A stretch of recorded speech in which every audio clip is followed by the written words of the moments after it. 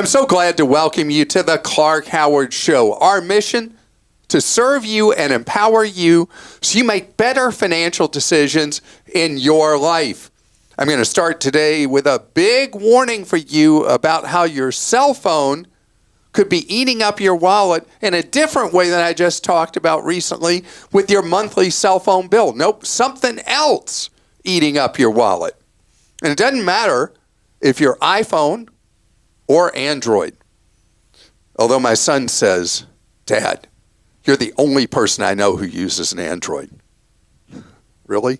Okay, also, something that I've been worried about is happening. New stats show that Americans are rating the equity in their home. I can't even tell you how nervous this makes me. And I'm going to tell you why and when you should actually tap the equity in your home. And I hope that you enjoyed this podcast. You'll leave a review wherever you listen or watch. And be sure to subscribe or follow so that you don't ever miss an episode. So, Apple has long engaged in a practice that is under legal assault in various countries of the world. And Google thought, hey, it's working really well for them. We're going to do it too. So you download an app to your phone. And then it's one that you have to subscribe to a service. Do you know, this is unbelievable, Apple and Google both make it a contract violation for the provider of whatever service it is that you would subscribe to through the app on your phone to let you know that you can subscribe to it at a huge discount outside of your phone versus inside your phone. What do I mean? So Apple and Google charge massive commissions to any app provider who's on your phone who has any kind of subscription. So you are paying, on a typical basis, 30% more for every month or every year or whatever it is for every subscription that you have on your phone by not taking one additional step that Apple and Google make it a no-no for you to be told. So I'm going to tell you to stop wasting money. So let's say you download a music app, or you download a yoga app, or you download a whatever app. And so the app, you download it for free, but to use the service, or it could be one that's a freemium business model, to use a premium version of whatever it is, you have to pay your subscription. So if you instead go to your laptop, or even on your phone, go to the browser, the Safari or Chrome or Brave or whatever browser you use, DuckDuckGo, whatever it is, and you go to the website for whatever that app is, sign into your account on the website, again on a laptop, your phone, whatever, and you pay the subscription there, you save the big markup that you have subscribing through your phone. So one additional step, one time, once a year, whatever it is, however you pay for whatever the app is, you will save a massive amount of money breaking down that toll bridge that Apple and Google have. So it's your money. I want you to save it. So if you have done this, what I call the wrong way, and you subscribe to something through the app, when your renewal comes up, renew at their website for that app, not through your iPhone or your Android, and save the money. Speaking of saving money, Fred in Alabama says, sure, a handful of credit cards offer no-fee foreign currency transactions, but don't they just make up those fees by charging a higher foreign currency conversion rate? I suspect so, and this is why I use Wise for credit card transactions in foreign countries where I'm spending more than a few days of my time. And now Wise offers a competitive interest rate on my U.S. dollar balance. All right. Thank you so much. We have not talked about this, Fred, in a long time. All right. So let's deal with the first thing you said. So there are credit cards that charge a foreign currency junk fee, which is usually 3%, could be 4%, occasionally 5%. And then there are ones that have no foreign currency transaction fee.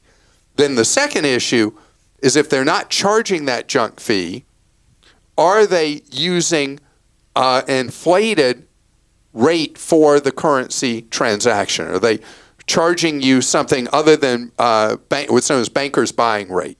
You want to see in the terms for a credit card that you're going to use overseas that they calculate based on banker's buying rate. So you're talking about Wise. The other big one in this game is Revolut. And these you may be familiar with if you send money to relatives or friends outside the United States. That these two charge a tiny fraction of the cost of sending money to that relative or friend, what you'd pay normally through the traditional money transfer services or apps. A market they've gone into now is going after affluent travelers and people who may even live in two places, one overseas, one in the United States. And they offer the ability for you to move money onto a card, like I have a Revolut card, you've got the Wise. And so we're able to put money on it, earn money on interest and savings, and then when we use it overseas, we're paying no foreign currency costs at all. And so for people who are taking a big international trip or regularly travel overseas or live part-time, half-time, whatever, somewhere else, using Wise, Revolut, or one of their competitors is a great way for you to save money. And I'm so glad that you brought it up because I haven't talked about this. Gosh, have we done it in the last 2 years? It may have come up one time that I remember recently with a question. So this is from Laura in Texas. When my son was born in 2000, his grandfather bought him Series EE savings bonds with a face value of $1,000. The bonds say they will cease to accrue interest after 30 years. I looked up the value on treasury.gov, and as of right now, they're worth $1,087 each.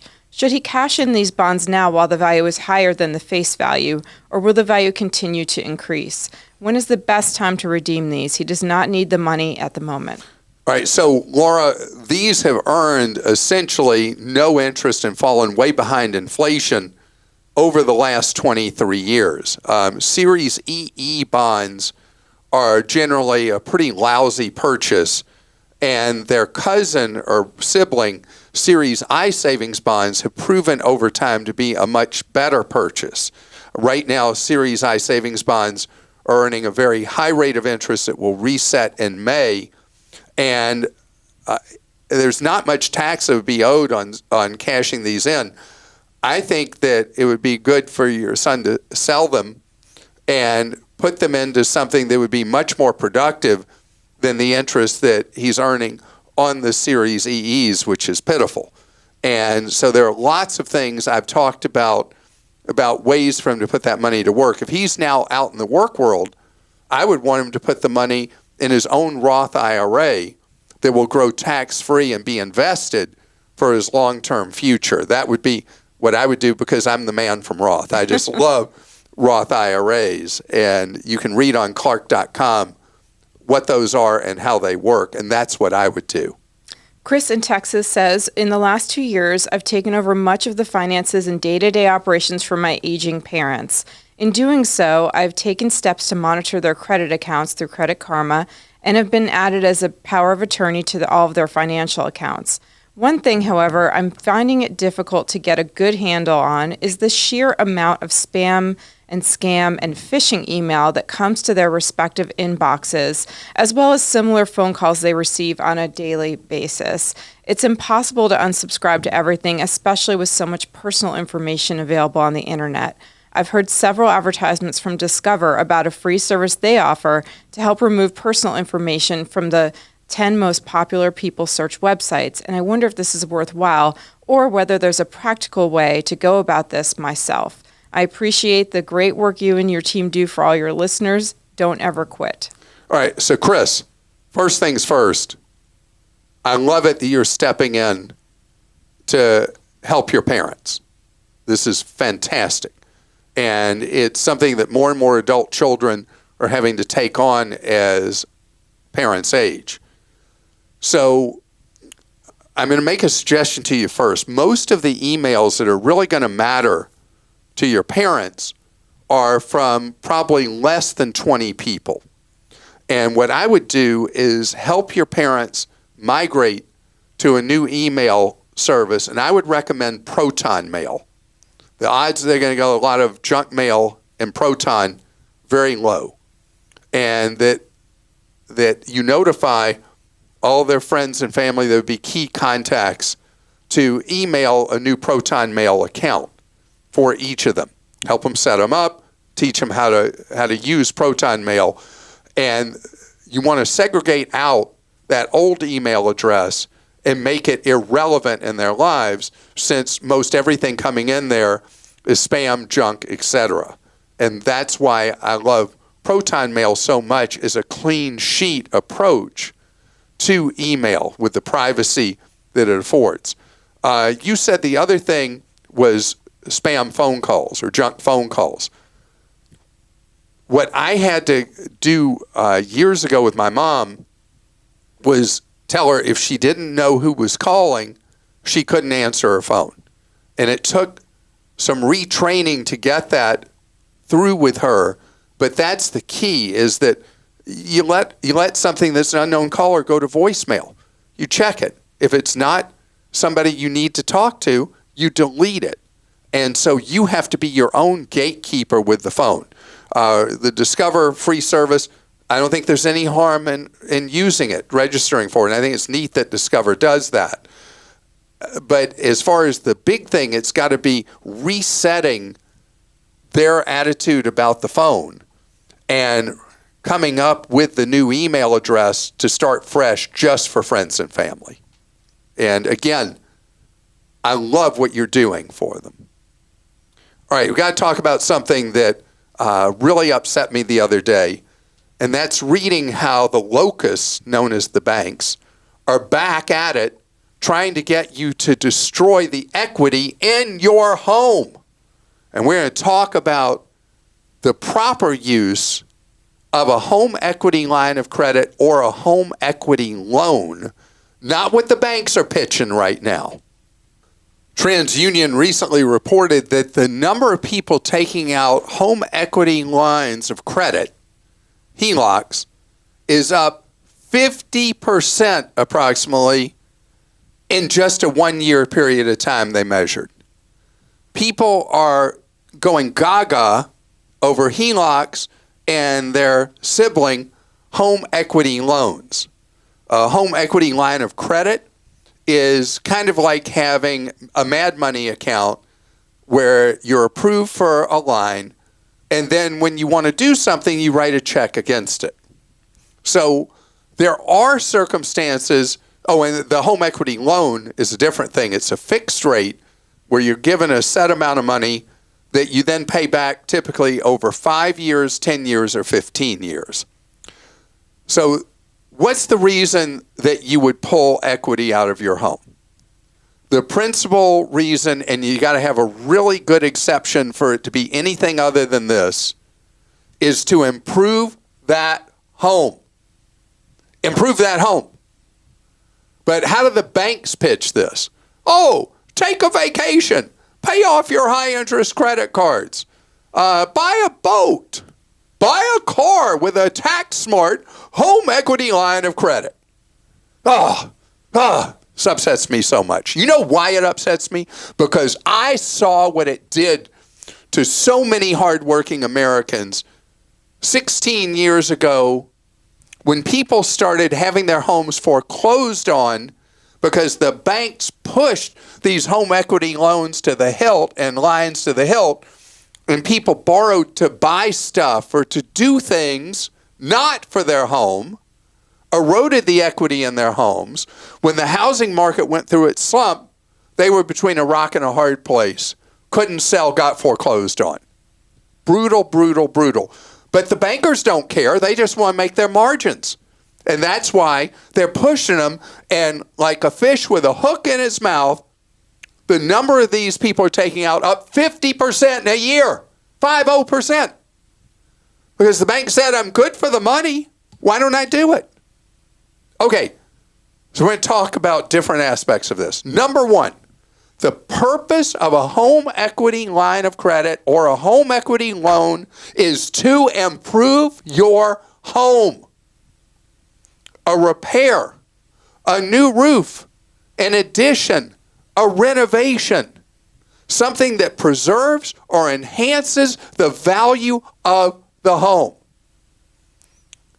On the other hand, taking that equity out of your home and using it to take a vacation, yeah, the vacation might have been fun, but now you have less equity in your home and another obligation. Choosing between a loan and a line. Let's say you're going to do an improvement on your home, and it's going to take you not months but years to pay off the cost of that. Doing a home equity loan, and the sweet spot is for a 5-year home equity loan, because the interest rates are much more favorable on that than a 10 or 15. You use it to, let's say, add on a room to your home. You take out that home equity loan, you have a fixed interest rate for the next 60 months.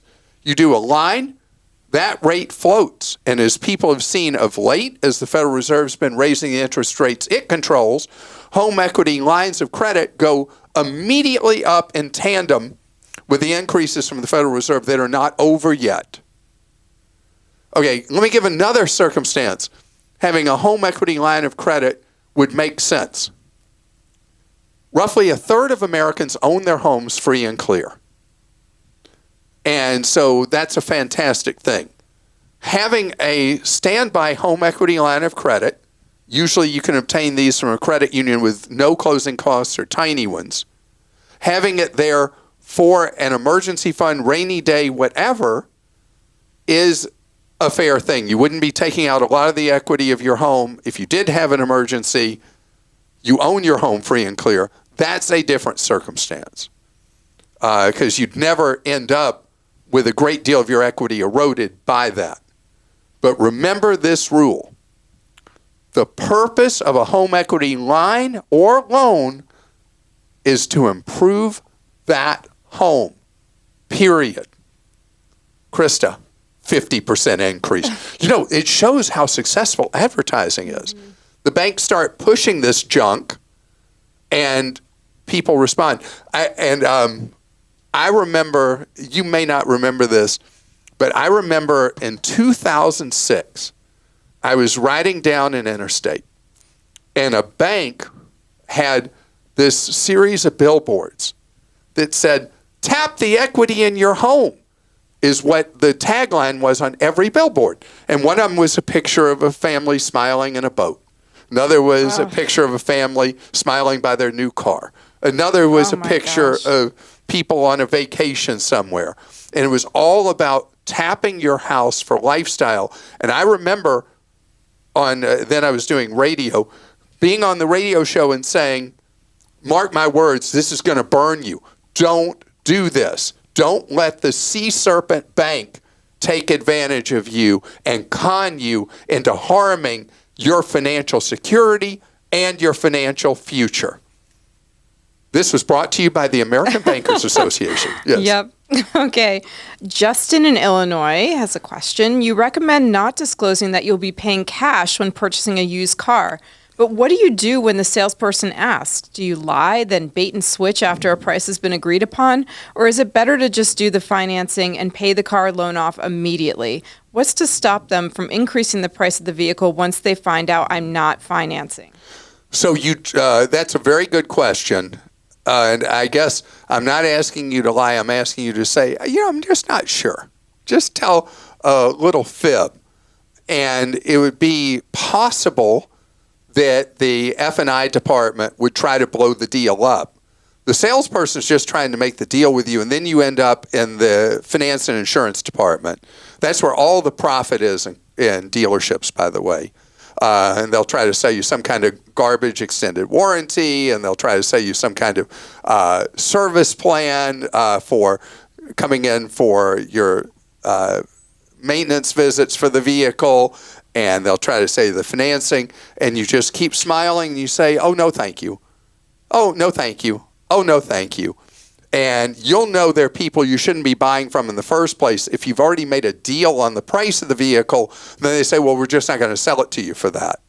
And that is tells you everything you need to know, because who knows what else you're going to have a problem with them with if they start playing that game. And William in Ohio actually had a couple of questions about this this week. William says, I thought we get them every day about this. No. Is pet insurance worth it? We have 2 small dogs and thus far have paid out of pocket, spending over $2,000. Please help.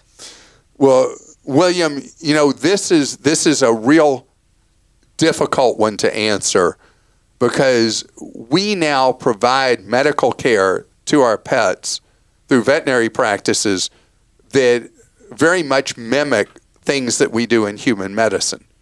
And we do it usually without insurance. So that's why pet insurance has become a popular and big market. Unfortunately, pet insurance comes with a lot of exclusions. There is no federal law that says you can't do this to somebody buying pet insurance or that to somebody buying pet insurance. It's completely free market, and the devil's in the details of the contract. So what insurers do with pet insurance is they exclude certain breeds, they exclude based on age for treating certain conditions and all the rest. So you need to ask your veterinarian what pet insurance they have found treats the owner of that policy the most fair. Because they all have these colorful, beautiful brochures with the cutest dogs and cats and other animals in them, and you think, wow, I just got to take care of my baby, and I'm going to buy this pet insurance. And then you go to make a claim, they say, denied, denied, denied. So that's why ask the vet. And as my wife says, I want to come back. If there is reincarnation, I want to come back as a dog, because veterinary medicine practices treat the patient so much better than how we're treated in human medicine. It's crazy. Have you ever heard of a vet practice that charges for parking? That's just one of my gripes about the way human medicine works. And this is from Rick in Ohio. Is credit monitoring necessary if I've frozen my credit with all 3 bureaus? So credit monitoring that you would pay for, I don't like ever. But I do like that with Credit Karma, you can monitor your credit for free. It requires that you temporarily thaw your credit with the bureaus, and then it can immediately go refrozen. But then you can have a Credit Karma dashboard, and they will alert you. So why would it be an advantage to have the Credit Karma thing? Because they make their money by sending you offers for things because they know your credit profile. Why is it useful? Because you get to see, beyond identity theft, you get to see what is the temperature of your credit standing. They give you an approximation of your credit score from 2 of the 3 major bureaus available to you for free every day.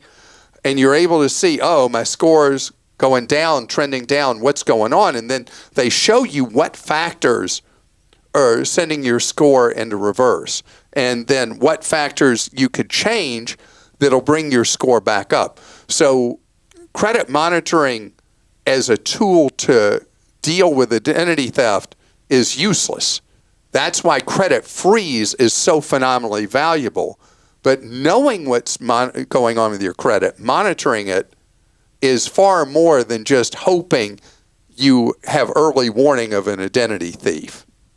And I want to thank you so much for joining us today. If you have not frozen your credit yet, because you think it's too hard, too difficult, whatever, please go look at our credit freeze guide at clark.com, and you'll see how incredibly easy it is now and free to freeze your credit with Equifax, TransUnion, and Experian. Set aside about 12 to 15 minutes to set up your credit freeze with all three and buy yourself some really valuable peace of mind at no cost.